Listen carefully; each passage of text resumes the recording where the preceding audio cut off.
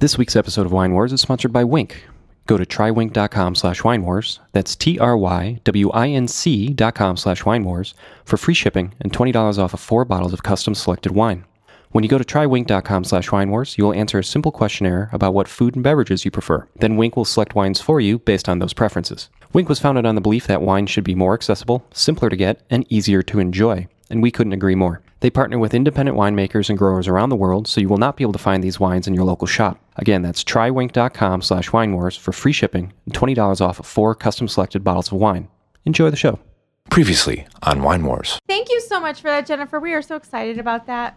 Oh, I'm excited too. My mom just got a box. I haven't even seen the book yet, and they sent books to my mom first. And I think you might get books before I get books. I guess that's just how the publishing. Did you want us to send you one, or? Yeah, that would be great if you can.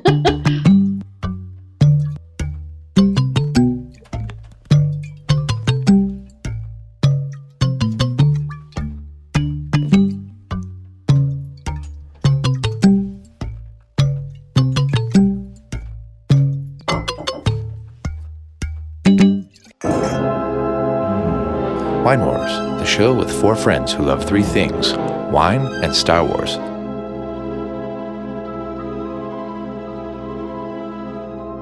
Welcome to Wine Wars. You're joining the 4 of us and a special guest as we sniff, sip, and talk about wine live from our kitchen here in Madison, Wisconsin. I am your excellent host and spectator. And with me, as always, are Amy. Hello. How you doing?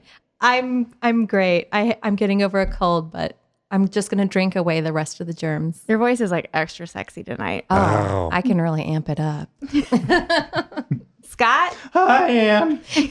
You as well sound awesome. Thank you. No, hello. Excited to be here today. This is cool. And Jason? Well, hello. I feel great. Thanks for being here, everybody. And introducing our very special guest, Jennifer Simonetti-Bryan. Welcome. Thank you. Thanks for having me. Via the internet. We're all the way from Los Angeles. I wonder if we fooled anybody. Do you think they I gave it pictured away real Jennifer sitting here at our table with us? We could Photoshop her in. Yeah, we could. We have that technology. Could do like one of those elf yourself things. Yeah. Jennifer, how are you tonight? I'm doing great. I was actually looking for like some female Jedi photo to send you. And I'm like, one of the things that you shouldn't do is put in female Jedi into Google, because you get a lot of very revealing outfits that, yeah.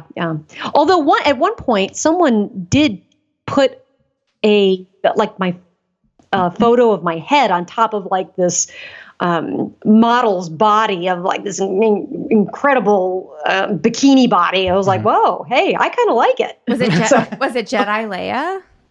It wasn't Jedi Leia. No, that was my only complaint. No. Oh, that's You're good. going to Photoshop me. Yeah, Jason would have been really into that. But someone did. I sabered a bottle of champagne, and someone did actually Photoshop in me savoring it with a lightsaber. I was like, cool. Okay, that is like the coolest thing ever. Oh, that is Sound awesome. and everything. So that actually sounds like good swag.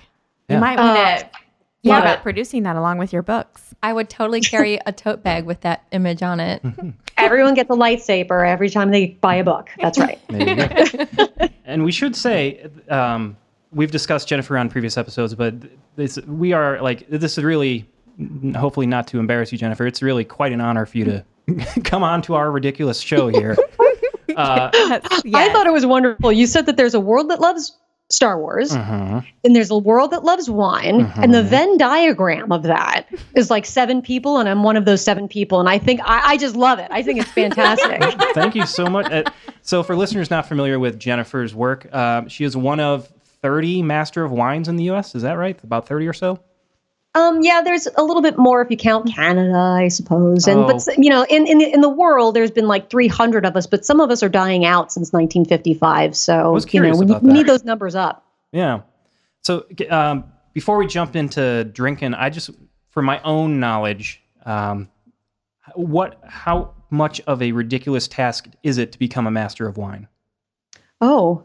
Like 1 to 10 on the crazy scale. Where do you need to be? Well, what's crazy? I haven't done all the exams. I've done all the WSET, the intermediate, advanced, and diploma. I did all the Society of Wine Educators stuff. And the difference between that and the Master of Wine, I can say, is as wide as the Grand Canyon. It's intense. So it's a 4-day exam, and there are now 8 different parts to the exam. There are 3 what they call tasting papers, but it's tasting exams, which includes 36 wines, and you have to identify them blind through an essay. So all you get is the wine in front of you, and you have 2 minutes to identify, and practically a little over 9 minutes to write as fast as humanly possible why you think it is what it is and why it's not what you don't think it is. And it's almost like a lawyer in a courtroom trying to defend yourself or defend why this might be a Provence Rosé and why this might not be a Provence or it might not be a Tavel. Right. So that's the mornings. So the fact that you're showing your work, kind of, do you have to get it right to get credit, or can you get credit for having taken good guesses? There are menial sins, but if you call a Tavel a Provence Rosé, that is a cardinal sin, and you won't get any points for that. But it's not about nailing the wine. They want to see your analysis. That's what the whole point is. And not only is it about identifying origin and grape variety and stuff like that, they actually want you to, it's more important, you get more points for talking about the quality level and defending why it is at that quality level. So if you think it's a $50 Napa Valley cab, then you have to say so and why. Because if you just, I knew a candidate that was so good at identifying wines, but she could not, to save her life, say so why. And it almost just sounded like she guessed. Right. And because this exam is all written and it's anonymous, so like I was I can't even remember. I think it was like a bunch of numbers and letters or whatever it was, but they end up sending your paper to different experts around the world. So, and different masters of wine for the tasting papers. So there's 3, there's a white paper or a white exam, a red exam, and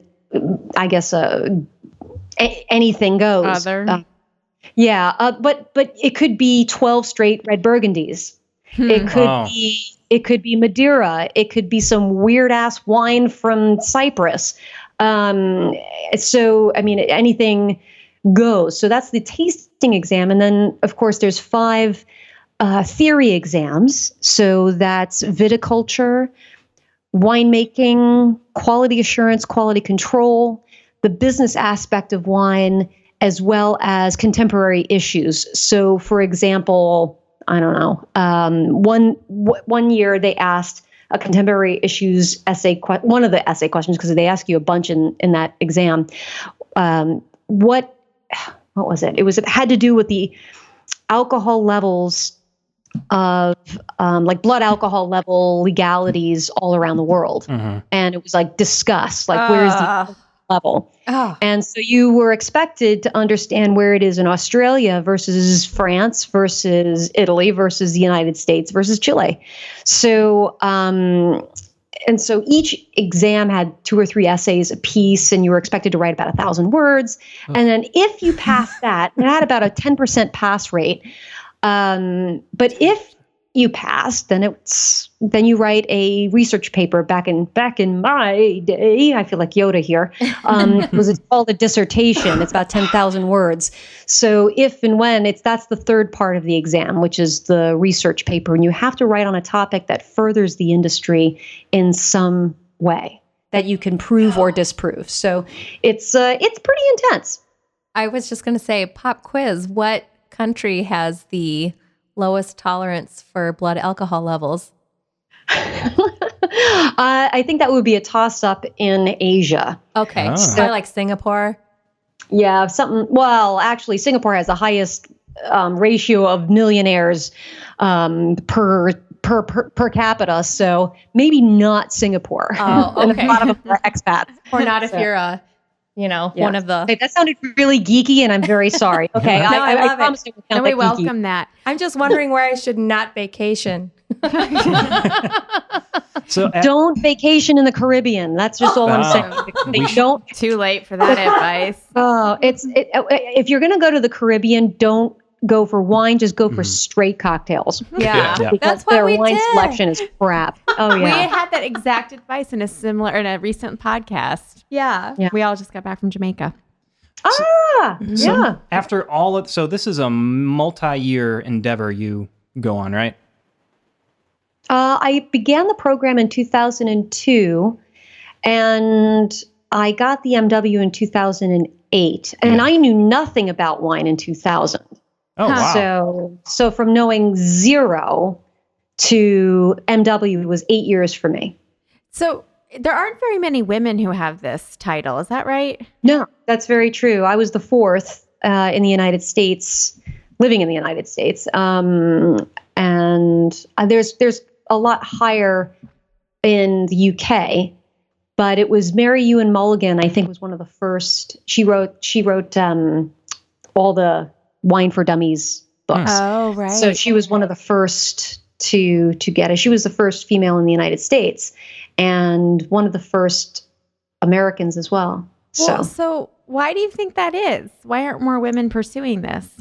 I am going to give you the most unpopular answer, and I'm probably going to get my butt kicked for this, but I think the reality is that women go one of two ways. I have no children, and the time that I was studying for the Master of Wine exam, I was engaged. Mm-hmm. So I have a feeling that the reason why women don't go for it is because it's too intense to do between the age of 21, when you're allowed to drink in this country, Right. to when you have children, Oh. as well as after you have children. Yeah, good luck with that. Out of the women in the United States who have the MW, oh Lord, I think only 2 have children, but they got the MW before they became Masters of Wine. Oh, sure. Yeah. Huh. So life that makes happens. sense. Pretty logical. Yeah. So the intensity, it's very logical, but it's a very unpopular answer. Sure. Because they want me to say something along the lines, well, guess why? Well, women are much better tasters, which we are. But I mean, it just from an evolutionary standpoint. But the reality is We're just I busy think getting some other shit social done. dynamics. Right. Yeah. Right. Yeah. We can't do everything. You got to choose something. And I chose wine instead of kids. Yeah, What does that say about me? It says you're awesome and you would totally fit in. Yeah, it sounds like we'd be Group of friends. None of us have kids.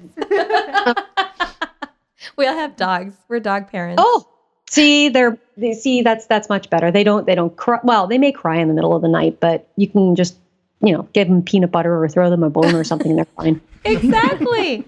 Exactly. So what are you guys drinking over there? Yeah, let's talk about it. Oh, yeah. We're drinking a beautifully colored Miraval. Is that right? Is that how you say it? Chateau Miraval. That is the Brad Pitt and Angelina Jolie or the Yeah. Brangelina wine. Côte Even de though Provence. Brangelina no longer exists. Yeah. What's that? What doesn't exist? Brangelina. I know. I read it was official. Yeah. So who got the wine and the divorce? Actually, they decided that it was an investment that it's going to go to their children. Oh. So they kept it for $60 million. So they I have guess to they did split it 20 ways. Am I right? Don't exaggerate. I think it's only 8. Well, she kept popping out twins. What do you expect? Yeah. Twofers. Yeah, I think this Yeah. there, on a unaired previously on this. Everyone on the show here was pro Angelina versus pro. What was Brad Pitt's other wife? Oh, Jennifer Aniston? No, Jason was definitely Team Jennifer. I don't know. Oh, I was always team Angelina. Mm-hmm. I'm Team Angelina, I do have to say. I am too. Yeah. She's the I only am. one who made my exceptions list for cheating on Jason. And vice versa. Yeah, we all have that list of, well, it was Angelina Jolie. Like, Yeah. I get that. What are you going to do? So after 8 years of intense study, you still love wine. And that leads you... I actually had to practice that because after 8 years of studying, let me say, with some of the biggest wine snobs on the planet, there is a point where I went to a party and someone said to me, Jennifer, which is your favorite? And I went, None of them. Favorite? I don't understand the question. And so busy analyzing the wine that I forgot about what my favorite was. And that was kind of like a come to Jesus meeting for me. And I went, okay, I'm taking the next couple of weeks off because I need to have a favorite. And right now I don't. I'm just analyzing. And so I needed to come back to that place, that center place of preference. Yeah. Well, tell us about this rosé we're enjoying. The Chateau Miraval is really a lovely Provence wine, although it's not made in 100% the way a Provence rosé is made. I mean, it does have Grenache and Cinsault and Syrah. And it does have Rollet, which is also Vermentino, also called Pagato in Italy, or Malvasia in Corsica. Mr. Roboto. Yeah. But the 5% of it is in barrel, which is unusual in general for rosés. What was the percent? You're seeing 5%. 5, yeah, which is probably explains a little bit of the paler color. But Provence rosé is very, very pale, and it's got a yeastiness to it because they have batonnage with it. But it was only 5% of the blend, and they also said that it was. How Provence, the reason why it's so pale, like it's like barely pink sometimes, is because they take the grapes and they direct press it, just like you see for champagne. So they press it immediately, so you don't see any skin contact, or if you do, it might be for like, I don't know, an hour or so. It's while they wait to press it and get all the grapes into the press. So that's why it's always so very, very pale. But that's also makes it really, I don't know. Maybe this is my preference. I'm not the biggest Provence fan because when you taste some others like Tavel or some of the deeper rosés, they're so much more berrylicious, you know? And Provence always has like layers of different flavors. It almost tastes kind of briny to me. It's kind of like sea salt and like very light floral note and very like a hint of berries. So it's not... But it's gulpable, I got to tell you. I mean, everything about Provence is you're living outside. So you're entertaining outside, you're eating outside, everything's outside. So it's like perfect drinking wine for outside. Are these the vineyards that you always see pictured with all the lavender blooming? Yes. Oh, yeah. I need to go to there. I could hang out there just gulping wine like this. Oh, yeah. Yeah, it's gorgeous. It is absolutely gorgeous. And does the lavender come through in the flavor at all? I don't You know, here the funny thing about when flavor in wine and aromas in wine is the power of suggestion. Because there are times where I've like really totally goofed on people that I'm training. I'm like, do you smell the banana? And people go, oh God, yeah, I smell a banana in that. You're like, there's no banana in there. Banana in that. It's a Napa cab. Yeah. But it always interests me to see the power of suggestion. Yeah. And I think that goes kind of like you said to the potential snobbery of wine, of like always trying to be right about it versus enjoying it, and like you said, telling the story of here's where this comes from, and here's the beautiful land and the lifestyles they live and everything like that. The thing about wine is there is no quote right. Right. The reason why we geek out about this stuff, and the reason why the MW exam and the WSET, the reason why all of that exists is so that we can agree on what we're all talking about. So it's just like we have words for red, yellow, green. I mean, we all have the Crayola box of crayons, I mean, we know what teal and aquamarine are, but when it comes to our nose and palates, we don't have words for this. And the closest we can come to is getting an agreement when we all take the WSET exam or when we all take the Master of Wine exam. And I have to tell you, when I saw SOM, which is about the MS exam, I was like, and of course, I saw the premiere and I'm with my husband and I'm shouting out wines to the screen because they're talking about, different aromas. I'm like, is this one's there? Is this one's there? And my husband's going, shh. But were you right? I was. But beside the point, we all geek out about that stuff. But it's not about nailing the wine, but we all want to know. And I do this a lot when I do training with people. I'm like, okay, you're calling it green. I call it vegetal. So I'm trying to do the translation of this is what you're saying. And I'm trying to translate into what I'm tasting. And that's pretty much all we all are trying to do, because there is no universally accepted word for certain things. Sure. So there is no right. You know what I mean? So, I love it. So it's just trying to make that translate. We all need one of those like Star Trek comlink devices where, it translates what they mean by this is green bell pepper it to come through. It's just like that. I love it. I went to school for fine arts, so a lot of this comparison of description makes a lot of sense to me, because you'll say something is like eggplant and people are like, well, what are you talking about? Looks purple I to me. mean really dark purple, almost black. But a lot of people don't know what you're talking about unless they're artsy. But anyway. Yeah, That's why Amy's good at our color commentary. Literally. If you're in the world of art, they have, what is it, the Pantone colors? I always want to say Panettone colors, but that's like a dessert cake in Italy. Yeah. Isn't it? Yeah. Aren't they also called PMS, which I hate? A PMS color? Oh, dang. I think you tell your printer your PMS.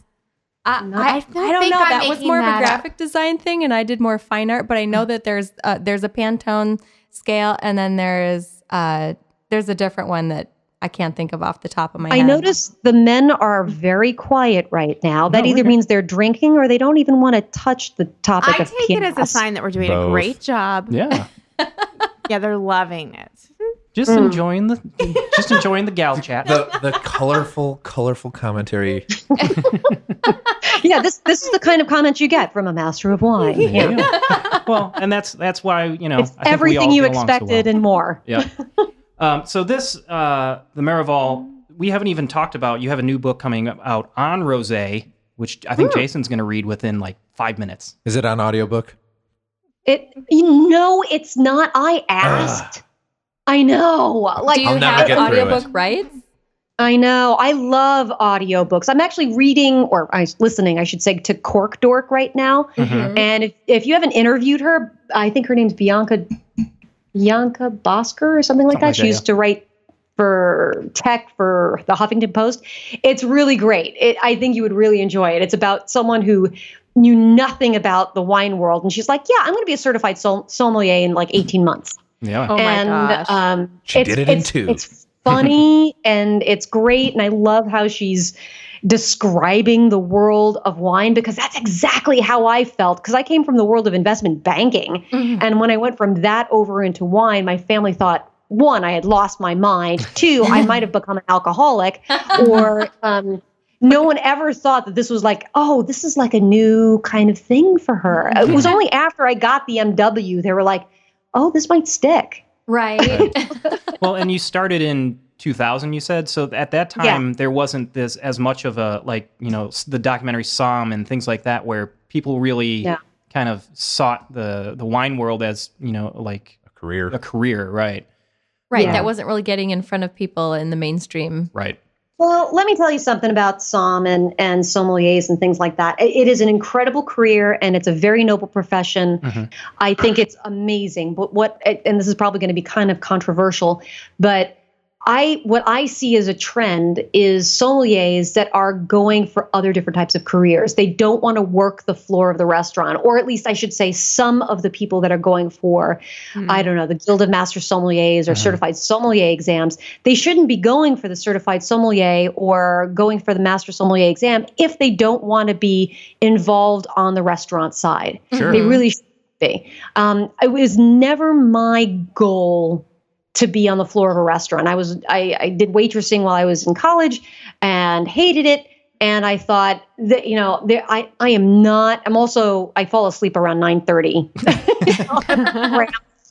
Okay. I'll wake up at 5 a.m., but I go to sleep really, really early. So I'm an early bird, and I'm like, a restaurant lifestyle is just not going to suit me. Right. So unless you're going for that, it's just not going to work. And yeah. So that's why you went with the WSET and that path. That's exactly right.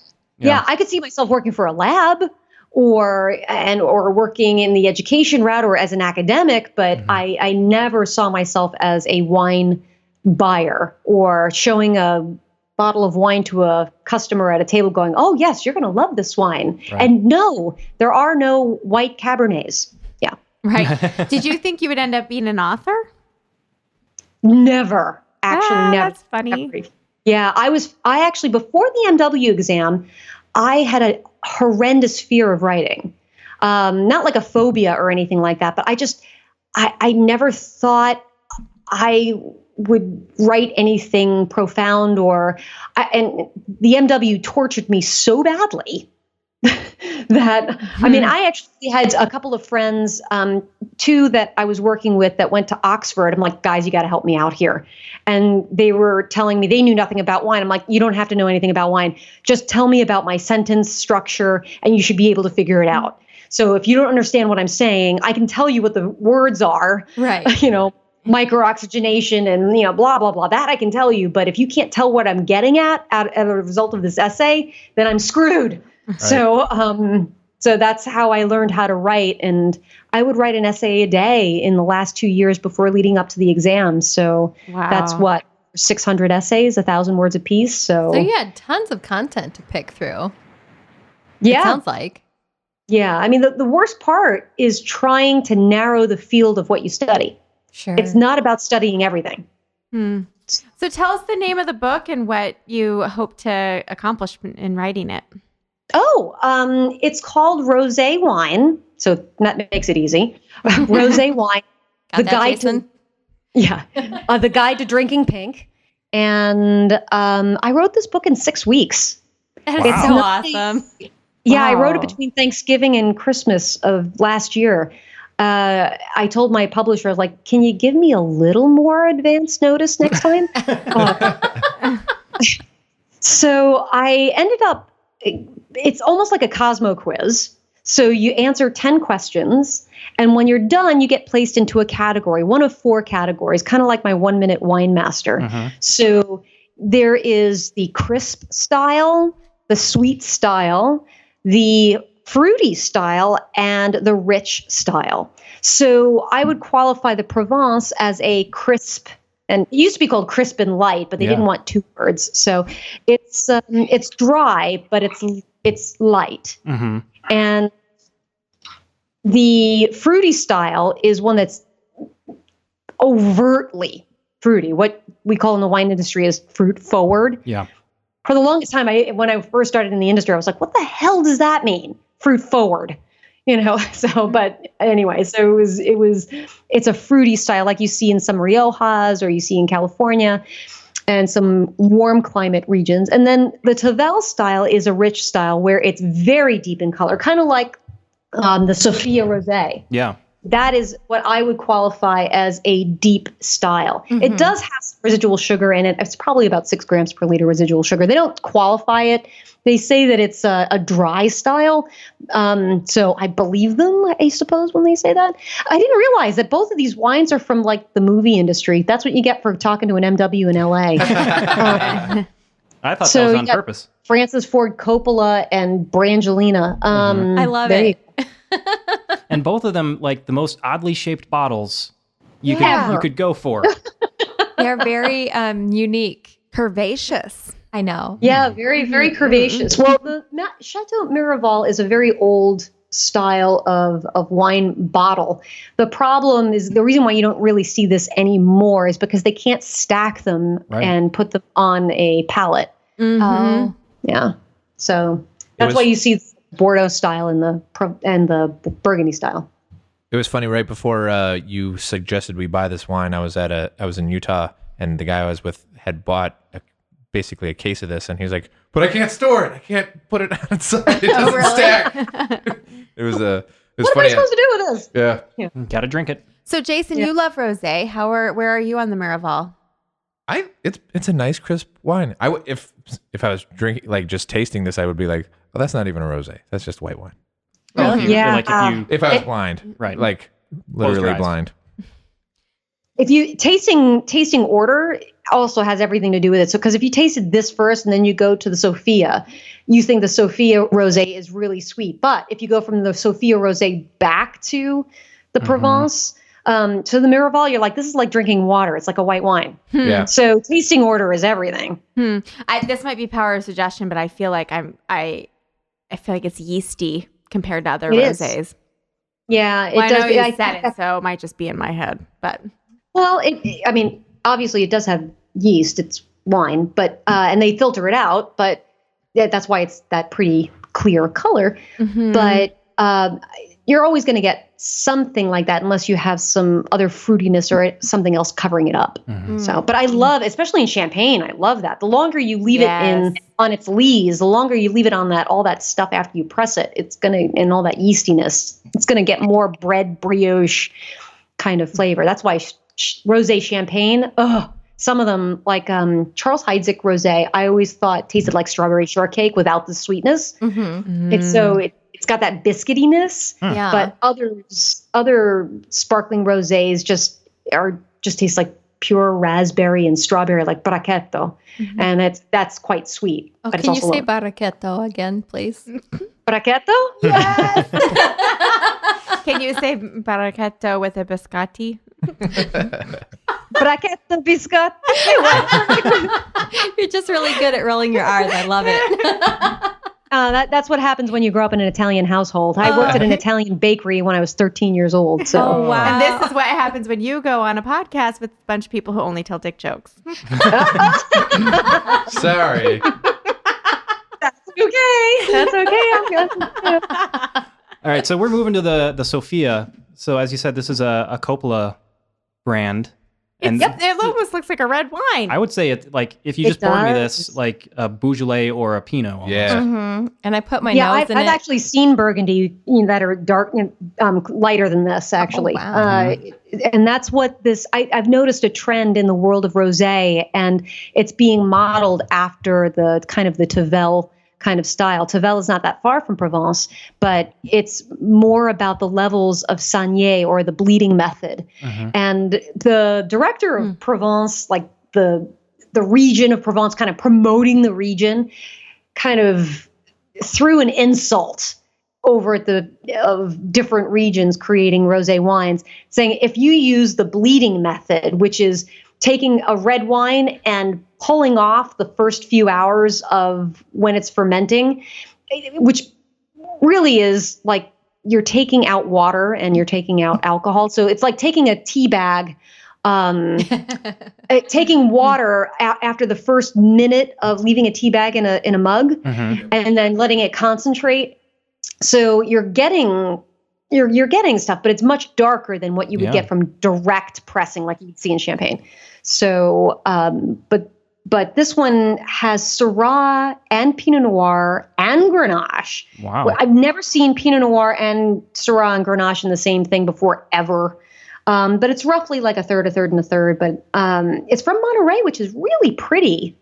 It's a really pretty region. And he named this wine after he made it as like a tribute to his only daughter. So his daughter's name is Sofia. She's the director of many movies. And she's in Godfather, the original. The third Yes. one. She's the daughter in the third one. She's the baby Yes. getting christened in the first one. Ah, Yep. she is. Yeah. Yep. Oh, fun fact. And she's one of the kids standing in the hallway when they're fighting in the hotel in the second one. Oh. Wasn't it her wedding? Wasn't it her wedding that everything went down? Yeah. Like the Yeah, big, Yes. the big scene. scene. Yeah. Yeah. And she directed the Bill Murray movie in Japan, right? That's right. Lost in Translation. Lost in She's done a Translation. bunch of stuff. She's actually very, very talented director. Okay, I've got a question for you guys. If you could be any Jedi, what would it be? Oh, any like type of Jedi or any particular Jedi we know from the Star Wars universe? I leave the question open. Ooh. Good question. I think my answer is going to be pretty expected. Yeah. Luke? No. So maybe not. Oh, Oh. Ray, obviously. Well, I was going to say Ray, but then I just decided I want to be Leia and I want to be Senator, Oh, yeah. I could see you doing that. but not Amidala. I would be Ray and I would have a pet robot that goes, meow. But she's technically... I gotta say, Ray is up my alley too. I mean, she seems pretty badass without even knowing it. Yes. So Yeah. I like. She can't even She's help it. scrappy. That's Yeah. what I like about her. Although She's technically scrappy. she's not yet a Lovable. Jedi, right? She's Well, just we a don't natural. know it, But she's got the Force. Mhm. She's got the Force. Yeah. 255 All right, days Scott, till the next Jason, one. go ahead. Jason, What Jedi would I be? Is that the question? that's the question. Yeah. Well, I want a green lightsaber. Huh. A double-edged green lightsaber? Could you steal one Yeah, from somebody? I'm just going to Absolutely. invent this. Mm-hmm. Well, you're allowed to. That was in the Well, question. you can go to the dark side. I mean, all right, you can go Sith if you want. Yeah. Oh, No. did that just open up everything? Yeah, yeah. Too many options there. Yeah, I might go Obi-Wan. Obi-Wan? All right. I joke with my sister all the time because everybody calls me Jen, but I don't like Jen. But it's Qui-Gon Jinn as opposed to Is that your Jedi? No, Rey would be my Jedi. 'Cause, I mean, Okay. we haven't even figured it all out yet, and we have to wait until next year for the Han Solo movie. Yeah. So next May. The from the day we're recording, it's 255 days till episode 8. I love that you have a countdown. What is wrong with you? You can follow on Well, Twitter. I think it's perfectly logical. It's Days fine. until Star Wars on Twitter. It's a countdown. Yeah. Go check it. Amy, do you have a Jedi? Oh, I said Ray. I said Ray. You said Ray too. Okay, Yeah. sorry. What about you, That's Jen? all right. Are you She going said Ray? Ray. We got 3 Rays. I went Leia. Wait. Oh, that's right. Yeah. She's technically not a Jedi, but she is strong with the Force, and she is a will- Skywalker. Yeah, Right. she will get there. I see Oh, it you think coming. she's a Skywalker? No, she's saying Leia. You're saying Leia or Ray? Yeah, Leia's a Skywalker. Oh, yes. Okay, Okay. I thought you were talking about Ray. Okay. Hello. We are. Hello. Well, I thought you had some insider LA knowledge on Ray's lineage that we didn't know about here in Wisconsin. Oh, absolutely not. No. Okay. I'm from New York, so it took me about a year to get used to the culture here. Mm-hmm. I think I actually scared people when I first arrived. Oh, I'll I bet was you were way too direct. intense, weren't you? We got to bring you to Wisconsin so you can scare some more people. I love it. In the MW program, they always bring some Brit over to scare everybody. So Oh, it's someone always, yeah, because super they always intense? sound so proper and like whatever you're saying is like it's wrong. It's totally inappropriate. I'm like, Mm. Okay, so while we're just enjoying our wine, I have to ask. Well, I'm going to tell you first. I had Okay. one of the best dreams of my entire life a few years ago. Thank you. I was stuck at Washington National Airport in the Delta terminal, and across the way, waiting also on a delayed flight, was Kathy Griffin. And Oh. I went over in my dream and I introduced myself and I said, I'm Anne and we're going to be best friends. And then I sat down and we just told jokes and we laughed. And when I woke up the next morning, I was so sad that it wasn't real because it felt so Aw. real. But anyway, so that's a thing. And then Scott said met her. you met her. Tell us everything. You don't really have to So- tell us everything. Tell us everything. So everything. Actually, there's not much to tell for Kathy Griffin. I was invited to the Anderson Cooper show, and so I here, love Anderson Cooper. yeah. So I was invited to Saber, which it was a Saber bottle of champagne, and if you put Saber champagne Anderson Cooper in Google, you'll see it. So I was invited backstage. I had no idea Kathy Griffin was going to be there, nor did I know that Gloria Vanderbilt was going to be there. Like, Whoa. I'm sitting there as like, this is his mom and then the legend, Gloria Vanderbilt. I'm sitting backstage, and I don't care what TV show it is. I've been on a lot of different national segments. It looks like a pigsty back wherever it goes. I mean, if you're not actually in a studio audience, it looks like everyone threw everything everywhere. And so there I'm sitting, I'm not talking to anybody, I'm not even breathing. And there they bring over Gloria Vanderbilt and she's sitting down. I'm like, in a oh my fabulous God. pair of jeans, I Yeah, assume. and she looks amazing. I Sure. want to look that good in my 80s. Oh. I was like, oh my God. And so I'm sitting there like, I'm not even breathing. But I realized like my grandmother will kill me if I actually don't say something. So I just, I don't even remember what I said. It might have come out in like complete, gibberish. Do you like wine? Yeah. Exactly. And she just smiled and nodded. So I have no idea if it was English or not. And so we just sat there in silence for like 10 minutes. Like I sat there just so nervous. And then Kathy Griffin comes backstage and I'm sitting there going, oh my God, that's Kathy Griffin right there. And she is exactly as you see her on stage. She never turns off, ever. There is no on and off switch. That's just who she is. Wow. And she had some really nice tender moments with Gloria Vanderbilt. I guess they're like the mother and daughter each never had or something. But it was very, very sweet to see the interaction between the two. And then I went out on stage and Kathy went with me and I was there, and here was the problem, was that when I went, before they brought me backstage, they had someone do my makeup. And I never have my makeup or my hair that way, so if you see the clip, you'll see this.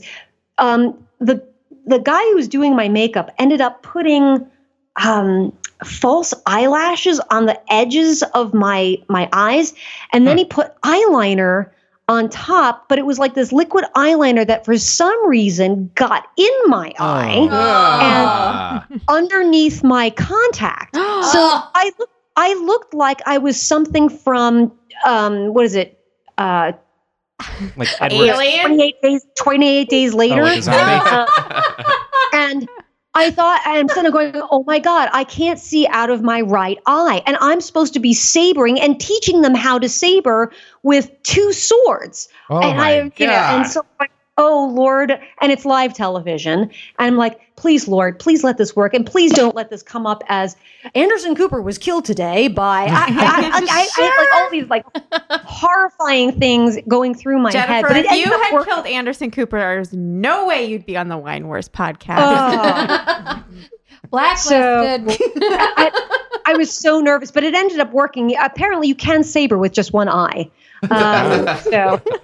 And you just made Amy So spit that's her how I wine met all over. Kathy Griffin, but I didn't really speak to her, and but I was just sitting there in awe. That's all. Wow, So- that's really cool. I love that. I love hearing that she's really Yeah. like that. Just that's how she is. Oh yeah, and she was just so sweet to Gloria Vanderbilt. I was like, aw, like I couldn't say that physically out loud, because I had a mic on, Yeah. because otherwise the entire audience would have heard. Oh, They would have heard you going. She had a really sweet relationship with her mom too. So I wonder if that's just sort of, who she is. It's really sweet. Yeah. Should we take it back to the wine for a Let's second? take it back to the wine. Oh yeah. Go back to Wine, the wine. So Jennifer's new book, Rosé Wine, aptly titled, coming out April 18th. Yep, Amazon. 18th. We'll have a link on our show notes. You can go there. However, You can advance order too, right? yes, it is as I have. You can pre-order, which actually benefits the author greatly because then they get a bunch of Woo, sales does the it? first day. Yeah, I didn't know that. it helps your Oh, numbers. wow. Yo, pre-order. It helps you And chart. Yes. Congratulations, guys, on your new sponsor. Oh, thank I heard you. you got a new Thank sponsor. you. Congrats. Thank Yeah, you. Yeah, thank we're you. Proud moving of on it. up to the east side. Woohoo. We actually will have a few copies as well that our listeners will be able to get. If I think we're going to do a little contest here. So listeners, take pictures of yourselves in clothing. Or not. And spectators open. All right. Well, you can If tag you have in. a Star Wars tattoo, it's bonus points. Yep. So pictures of yourselves drinking rosé. Tag at Wine Wars Podcast and at Jedi Wine Master. That's our lovely Jennifer. With the greatest Twitter handle ever. Yeah. Isn't it? You won. Yep. Yeah. Yeah. And we have we'll pick 3 winners. Maybe most creative. I mean, we're not 100% sure on how we're going to judge this yet, but like, I think make us smile. We're going to give 3 away right away. Yeah. We could really milk this. Who dazzles us the most? Just dazzle us, listeners. Dazzle Amy. Yeah.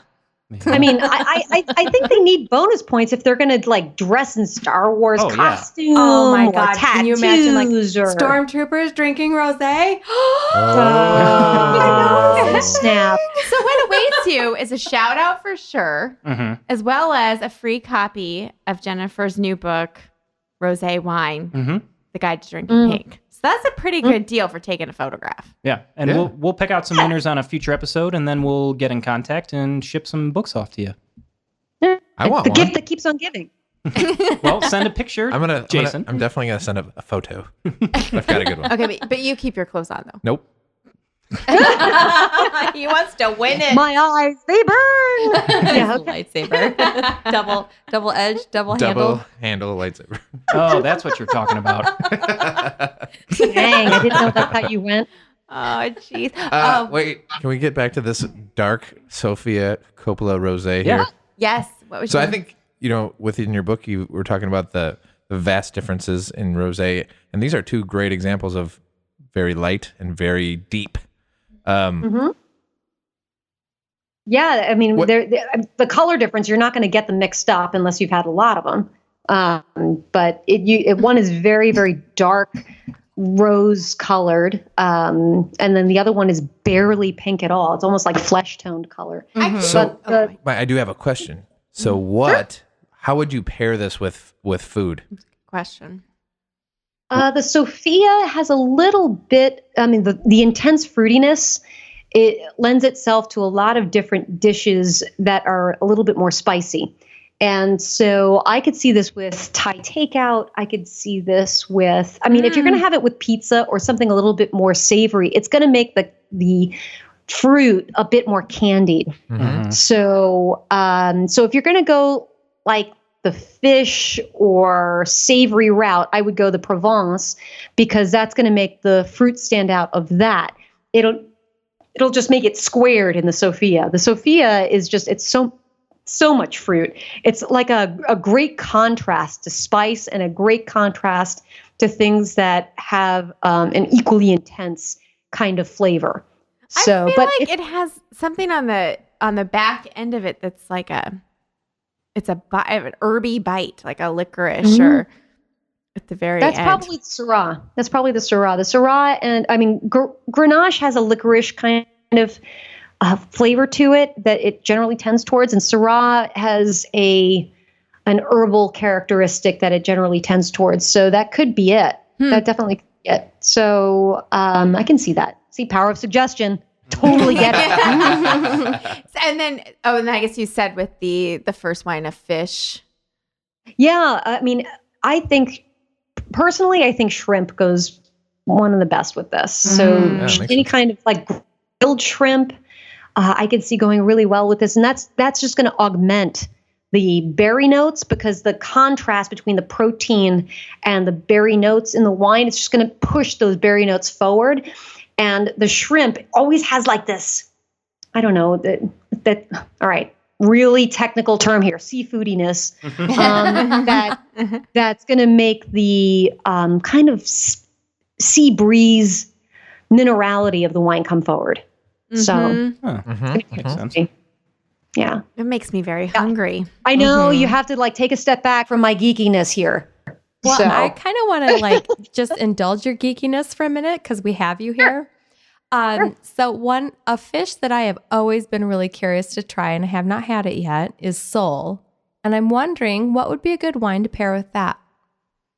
Filet of sole? Yeah. Well, Muscadet would be amazing. Julia Child had filet of sole. That was like her epiphany wine. What did she have it with? Was it Chablis that she had it with? I think it was Chablis. Okay. Because so this is a Chablis was summer like- goal of Let's do this on 2017 the that I Wine Wars have. 2017 Wine Wars podcast goal. I want to have soul and I want to have the right wine with it. We should, because Muscadet is not a wine we've done, and we know nothing about it. Well, thank you for planning the next episode or a future Well, I can tell you about episode. Muscadet. Muscadet, the grape variety is Melon de Bourgogne. So, Oh, could you say a that lot of again, people- Melon de Bourgogne. Do you want me to talk French as well as Italian? We love it.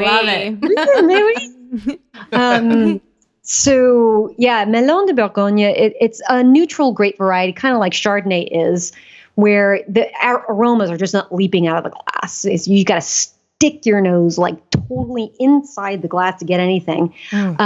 But for Muscadet, you'll see a lot of, on the bottle, you see Surly, S-U-R, next word L-I-E, Surly, which means it's been laid on its lees or yeast and other bits for periods of time. And it gets that yeastiness and that brininess.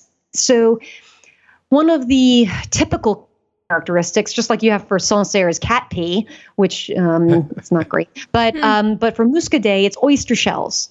So you get that. That's the reason why when you have it with filet of sole, it really augments the flavor of the fish because filet of sole is so delicate. Exactly. So there are 3 types of wine pairings. I wrote a food and wine pairing book with master chef Ken Arnone, and we wrote it for CIA, meaning the Culinary Institute of America, not like the CIA. Like that would be totally cool if they had a CIA cookbook. That would be. It's all just blacked out. It's all redacted. Exactly. But so the and for what is it, Cordon Bleu? So when we wrote that book, we really found that there were 3 types of pairing. There was, you're going to love this, a one-way pairing where the wine makes the food taste better, or the food makes the wine taste better, but not both. Ooh. Then you have a 2-way pairing where the wine makes the food taste better and the food makes the wine taste better, which is a great goal. But then there's Tell me about that 3-way. a 3-way pairing. That's right. Yeah. We had no idea what to call it. We didn't know. And we thought, okay, it's going to get a lot of coverage. And it never did. So, This is the kind of podcast where that's going to get a lot of coverage. oh, yeah. Yeah, that's going to be that little excerpt in the beginning. It says, on this episode, Jennifer Simonetti-Bryan talks about a 3-way pairing. Oh, great! Hashtag marketing. God. So a 3-way pairing is where something magical is created. Like I tell think me about everybody. I mean, You're I'm just gonna not have to talking plow about through orgasm this. here. I mean, come on. Look, we're talking about like everyone knows chocolate and peanut butter are amazing together. Sure. Okay, so that would be an example outside of wine of a 3-way pairing of. Both of them make each other taste better, but something new and like amazing is created. Sure. And I think I've only experienced that a few times in my wine career. And one of them is an Amarone, Amarone del Valpolicella. So, I mean, have you had that on your show yet? I mean, if you haven't, you should. We haven't done it on the show. We've had our fair share. Jason and I have fair share being like when you buy a house. Obama-roni on election night 1 year. Only like big celebrations. I mean, Amarone is one of the only wines that I know that tastes like chocolate covered cherries. Yeah. I mean, it's so delicious. But I had this wine with Parmigiano Reggiano with like the hard, like you take a knife and it gets chunks of that stuff, the Parmigiano Reggiano with lavender honey drizzled all over it. And the combination between those elements, like now I have to say this right because I said it wrong in a radio interview and it went horribly, horribly wrong because I said, it touches everything your tongue can do. And I'm like, oh God. No, that's working. I mean, your tongue can only perceive sweet, sour, salt, bitter, and umami. And it's your nose that perceives all the flavors, but it touched everything that your tongue can perceive. Is that any better? I don't think so, but it touched everything. It's working. It was amazing. It was amazing. Did all of sounds that? Amazing. And by the way, So while if you were you get a talking about that, chance, everybody was writing Take furiously. some Parmesan Reggiano put some honey on it and have an Amarone with it. It's just divine. Someone has a birthday I was episode coming going to up. say, I want that to be my birthday episode. And actually, With 3 I just got Amarones? back from traveling in Florida and Georgia, and I brought back some orange blossom honey Ooh, and some love Tupelo orange blossom honey. Oh, So we'll have to do some honey tasting. that sounds great. Mm. Well, Amarone also is like, well, we'll talk about it when we do our show, but it's like you squeezed one drop out of one raisin and just kept doing that till a bottle was full. Ooh. Go through Yeah. a lot of raisins. Yeah, well, it's actually a wine made out of raisins. I mean, I guess they so, say yeah. that it's semi-dried. It's not. They're raisins. Oh, wow. But they do leave them. I mean, it depends on if you have a modern producer or a really traditional producer. And just for future reference, if you have anybody who wants to taste a cluster of grapes that has the fungus botrytis on it, just say no. Of course, I said yes. Oh, I Scott would have said obviously yes. You said totally yes. would have. I want to taste this. Yeah. And it tasted like fungus. So, yeah, it tastes like that white, green, fungusy kind of stuff. Okay. Like But, not in a good Yeah, way. that was like a winemaker joke on me. Oh, yeah.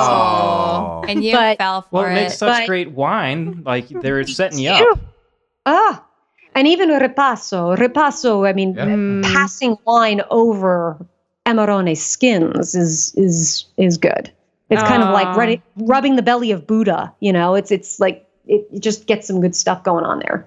So if you didn't know anything about wine in 2000, how did you, like, what made you say, I'm going to make this my life? Well, I my think God. it's when she said she was working in Wall Street, right? Yeah. You kind of snapped and you're like, Yeah, the Jennifer, short out. answer. Yeah, the short answer is I was driven to drinking by banking. But the longer answer is that You there could have was gone a- the Budweiser route, though. I But you, could have, but not in England because that's where I was working at the time. I was in investment banking in London, and there was a lunch. They didn't let us out of the office often, but when they did, it was for like some kind of client meeting, and there was a Sancerre with an herb crusted salmon. And it wasn't that the wine itself was so great; it was the pairing that really did it for me. Sancerre is Sauvignon Blanc, and which is a really high acid, really cleansing, crisp kind of wine, really fresh. And what it does is like cleanses the palate from the salmon, which is a very fatty fish, and it coats your tongue in an oil. And so for me, it was like, oh my God, taste this and then taste this. And of course, my boss is going, what are you doing? We're in the middle of a Bridgestone Corporation meeting. But it was amazing. And I thought, to myself, I have to figure out what this is all about. So I took a wine course in London, but I didn't want it to be kind of geeky or anything like that because I was too intimidated. So I didn't go the WSET route for my first wine class. I went for the Philip McGregor School for Wine. oh, that sounds bloody. Oh, that's great. Yeah, he was drunk every class. And I think there was only 6 of us in his class. And I think he only had a limit of 6 people because he had 6 bottles. And so he could pour like an ounce for us each and then keep the rest for himself. He had the system rigged. Right off. Yeah, he did. Very smart too. And actually, it was the only class that I was in investment banking that I could go to the class and then go back to the office after the class. So once I left banking, I went to the Windows on the World Wine School, which was at the time was at the Twin Towers, and met Kevin Zraly there. And he was the one who was trying to dissuade me from entering the wine industry, going, Jennifer, you're making so much money in investment banking. Why the hell would you join wine? But I was like, nope, I've been bit by the bug. That's it. That's it. I want to go. So There you go. that's how that was my story. and so then you took your 2 weeks off to discover your favorite wine. So can you tell us what it is? My favorite wines are from Burgundy, white Burgundy, I should say. They're Chardonnays. Yeah. Oh, you got Yeah. Jason on that too, and the rosés. You guys have And a similar palate. I am a red fan, but man, white Burgundy really Chablis. does something White for me. Burgundy Is just rocks my world. And if my husband is trying to get on my good side, he knows that white Burgundy is LPR, or liquid panty remover. I mean, that's just LPR, that is going in a book. Hashtag Everybody's LPR. writing that down. Got it. oh God, my father's going to listen to this. I bet he is. I've never told my mother about this podcast. well, I don't know if we can top that. Wait, I have more questions for her. All right. I have more questions for All her. right. So you, Jennifer, I do planes, trains, and automobiles all the time, and I'm always on the road, and I'm always listening to books, and I listen to a lot of the great courses. And you did much of the great coursework, right? Yes, and actually the biggest drawback to that course, and the complaint I get all the time, is that it's really difficult to listen on a treadmill. And I thought, why are you listening to a wine course on a treadmill? Like, that just sounds wrong. You should be listening to it while you're drinking wine. Exactly. Don't you think? Mm. You should probably preface that in the beginning of the course. Stop what you're you're right. doing. You're right. I should. So I do you should. do those live in front of a class?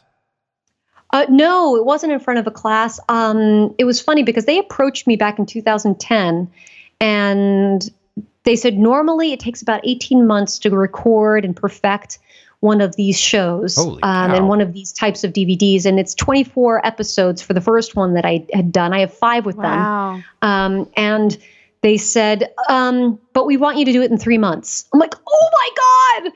So it's like, thank God I'm a master of wine. My fingers of fury. I was typing 5,000 words a day for a script that I was going to read on a teleprompter because I was like, I wanted to make sure it was perfect.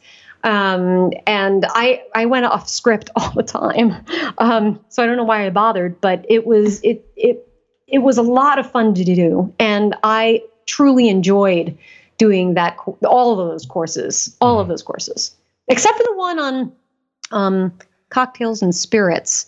And the only reason I say that, I mean, it was fun to do, but the venue that we were at was one of these.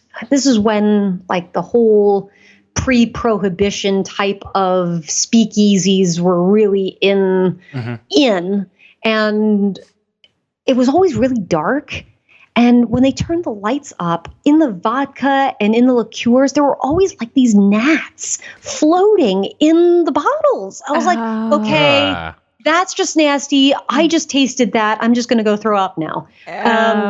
Yeah, so we couldn't show any of that. So we changed venues, but it was, other than that, it was a blast to do. It was fun. Huh. Yeah. Very cool. Yeah. And so thank you for trying to plug that. It's the only thing that really makes me money, but thank you. I appreciate it. Well, I'm going to plug something else that makes you money. So your other book, The 1 Minute Wine Master, is like $10 on Amazon, maybe even a little less. So going back to, I don't know, half hour ago or so, when you were trying to figure out how to write about wine, I think this along with Kevin, and I'm going to pronounce his last name wrong, Israeli. Mm-hmm. It's a very easy to read wine book, which is difficult to find in a wine book. Yeah. My first wine book was Kevin Zraly's because I thought, oh my God, I am never going to read. Everything seems to be written for the intermediate and above. Right. Yeah. And that was one of the reasons why I wrote the 1 Minute Wine Master, because who doesn't love like a Cosmo-like quiz? It totally, we have it here on the counter right now. What a fun I know, format. I'm looking at all the graphics and I'm just like gravitating towards it. So Like, approachable. get your hands off it, and Here's the thing about that is that you don't, even if you start in one area, it doesn't mean you have to be there forever. I mean, look at women with our makeup. And that was kind of one of the inspirations for the book, because I got my colors done at a makeup counter and they were like, oh, you're a fall. So I know what that means. Sure. Yeah. Yeah. So that means I've got brown hair and brown eyes. That must mean that I look good in earth tones. So I figured, why not with wine? And because there are spicy wines, which I figured fall would be good for, and winter wines, which are big and beefy and put hair on your chest kind of stuff. The Barolo. And spring can, Barolo. And spring can be very sweet or light or floral or dry and all that kind of stuff. And summer is very fruit forward and very fruit driven. So I figured that was kind of easy. I mean, I'm not the first person to come up with a quiz for wine, but to put it into those 4 categories, spring, summer, fall, winter, I figured people would understand. Yeah. Sure. Well, I think when it comes to wine, then I'm probably a winter. And when it comes to makeup, I'm probably a ghost. She's so pale. Albino. She's so You're an albino? pale. Wow. Okay. Almost. I'm a freckled ghost. Well, but you could also, I am a fall white, but a spring/summer red. I'm on the cusp of that. Okay. I like very old Barolos. I don't like a lot of tannin. Oh, Sure. yeah. Well, Old Barolo. so for listeners that, We all need a moment there. Yeah. so any listeners out there who are interested in getting wine books, but just had that same kind of trepidation of it's such an onslaught, like buying like the wine Bible, it's like 2,000 pages and they're more resource books than like It's readable books. So this is one of the best ones I found. So kudos. Oh, thank you. Yeah, you bet. And this is all that he reads are wine books. Like we've had friends ask Scott, so what kind of books do you like? It's like Wine books? wine books. I mean, duh. Oh, please. When we moved from New York to Los Angeles, we had 100 boxes because as a result of putting it on the invoice for the mover, and 15 of those 100 boxes of all of our worldly possessions were wine books. Oh, okay. That's awesome. I share the love of wine books. I actually had to get rid of some because they would not fit into the apartment. I bet. That's really funny. My husband has one little cubby of golf books, and that's about it. That's all you get. That's you funny. hit a ball with a stick. How complicated is it? Right? Wine. That's it. Well, Jennifer, we are so honored that you could join us tonight. This has been so fun. I really, This is great. I love my Star Wars peeps. I knew when I saw your podcast, I knew when I first saw it, I was like, oh my God, I've got to follow these people. I found you on Twitter. I'm like, why am I not listening to their podcast? I'm like, I've got to listen to these people. When you first, So I am a fan. I am a huge fan. when you first tweeted at us, I looked at him like, this can't be real. He was so you excited. texted all of us and said, this Scott went can't be a thing. Total A master fanboy. of wine just followed us, apparently. Jedi in their Twitter handle. Right. It was No, meant to be. it's not a PR firm. It's really me. I love Star Wars that much. Yeah. So folks should find you at Jedi Wine Master on Twitter and a couple other things. Twitch for your live streams. Your wine. It's Jedi Wine Master. If you put it in, you'll find me, but it's Jedi Wine Master 32. I don't know why if there are 31 other Jedi Wine Masters on Twitch, but they didn't allow me to take those, just Jedi Wine Masters. So Jedi Wine Master 32, I guess. Yeah. Worked. And you do that twice a week now? The live streams? I'm on live stream. And as well as Facebook. I'm doing a Facebook Live tomorrow night, as well as Twitch. I'm trying to figure out all these things where you can do it all at the same time. I'm not successful, but so you still have to be patient with me. But you can see a lot of different. Because what I want to be able to do is show people pictures of my travels at the same time, and you can't do that through Facebook Live. So that's why I needed some other bits. Do we just look up your name on Facebook? Because I want to be a part of your live. Tomorrow night. I mean, on Twitter, I always announce it. Jedi Wine Master on Twitter. Yeah, that's all. Okay. Great. And your website is Jennifer Simonetti.com. Okay. Yeah, it's I figure out maybe I need to create a JediWinemaster.com. I don't know. Right. And the moment I said that, someone just stole it. So you have 2 weeks before this airs. You have a week. dang. Yep. So get on it. Yep. Go buy the domain. And your new book, Rosé Wine, comes out April 18th. Pre-order it, everyone. Help Jennifer out. She's like, you are welcome back on our show literally anytime you want to come back on the And show. come visit us in Anytime. Madison. We can get you recording your book on tape while you're here. Woo! And it'll be fun to It won't take tasting. 1,800 hours. we could do that way quicker. So if I start drinking the first wine all the way to the last wine while I'm reading the book, let's see how Oh my God, long that I would be- slur at the end. That'd be hilarious. Oh, I think people would love that. That's a great. That would be a funny book. I would actually. love We should that write book. a shorter book, and that we could do that. Hey, I got a high tolerance. My liver is doing really quite well. You belong here in Wisconsin then. So you're a fan, Jennifer. You know how we end our podcast. So are we there? I think so. ready? You might be. Well, okay. So we're so happy to have you. Thank you. Thank you, listeners, for tuning in. You can also find Wine Wars Podcast. Contact us. Let us know what you think at winewarspodcast@gmail.com. Also on Twitter and Facebook at Wine Wars Podcast. And then post some pictures of yourself drinking rosé. Tag us, and we'll pick some winners to send a couple copies of Jen's book to. Rosé Wine, the guide to drinking pink. And until next time, remember, It's just grape juice. 1, 2, 3, 4. Wine Wars.